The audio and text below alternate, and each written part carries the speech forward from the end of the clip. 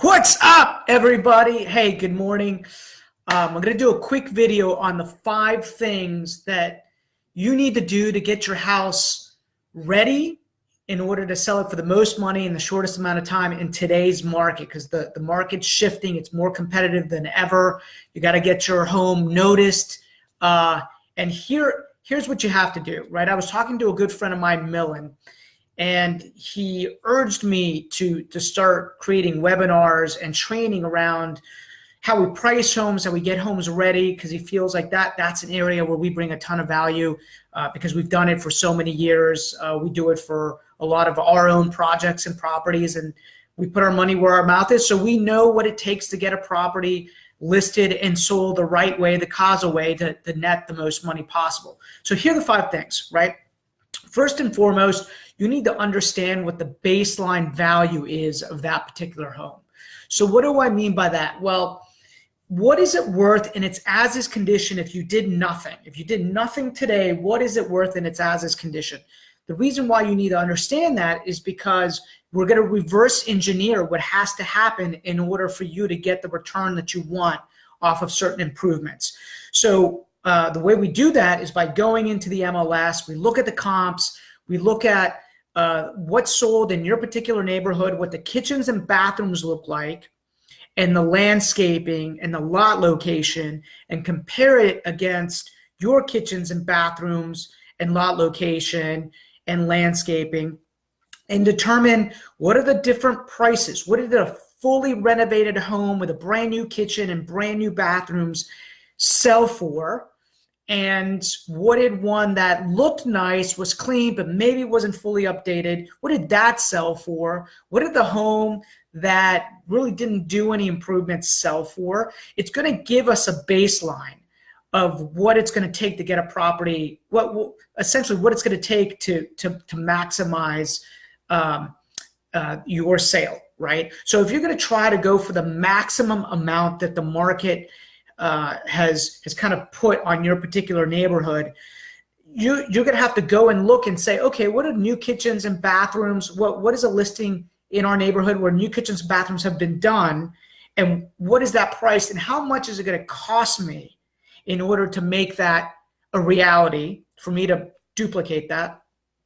And is the juice worth the squeeze, right? So a lot of it comes down to your particular goals and what you bought your property for, and how much equity you have in it. The juice may not be worth the squeeze in order to do that, right?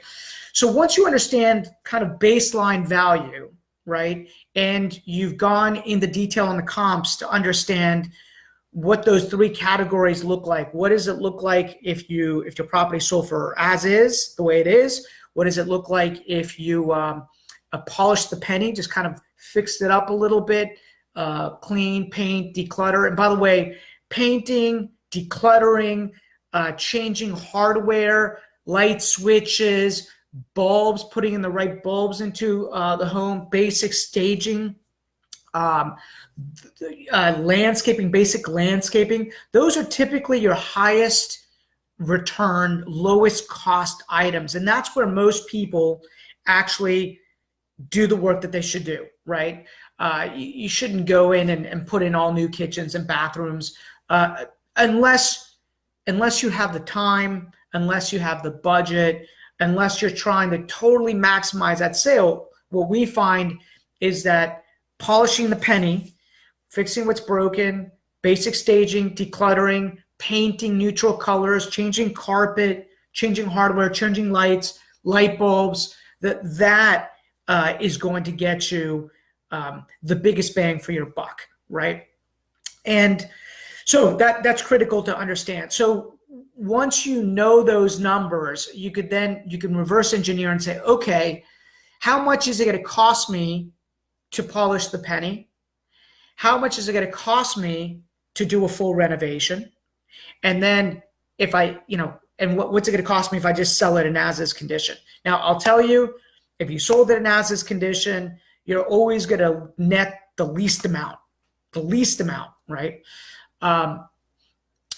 If you go for the maximum renovation, it's going to take some time. You may not have the budget for it. By the way, we're coming up with some innovative programs to help you with that.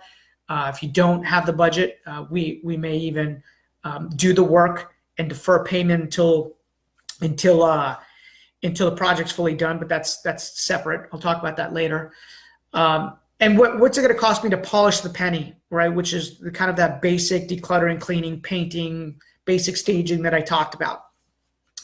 And a good agent, a good expert, is going to be able to tell you what is your return if you do those three things, right? What's the return on the $5,000 to $10,000 that you're going to spend on just polishing that penny, and what's the return if you did a full reno on that project, right? It's critical to know.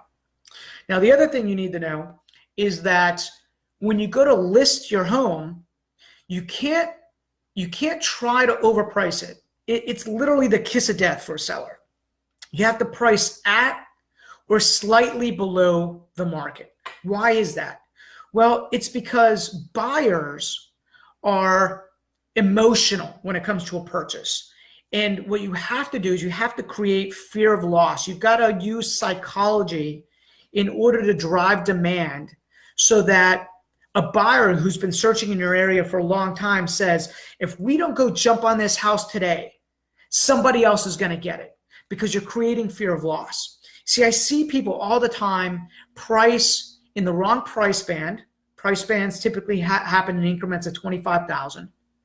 And what that does is that it gives the consumer time to say, you know what, let's see what else is available. It's a nice house, but let's go see what else is available. You can't do that. You can't do that. You will literally lose buyers and net less money when you do that. You gotta price at or slightly below the market so that you can create fear of loss in the mind of the consumer. And that will help create leverage for you so that you can now have options. You might get multiple contracts. You can bid one against the other. You can define your terms. I mean, that's critical that you create demand that way, right? And so another mistake that I see is on the day that you launch. You got to launch on Wednesday or Thursday. The data is clear. The data shows us that if we launch on a Wednesday or Thursday, it's always either going to net the seller more money or it's going to sell in less time. It's typically a combination of those two, right? The data is clear. If you go and you look and you read, I think it's called Zillow Talk, they crunched millions and millions of sales all over the United States. And it showed empirically that launching on Wednesdays and Thursdays netted you the most money. So I hope that's helpful.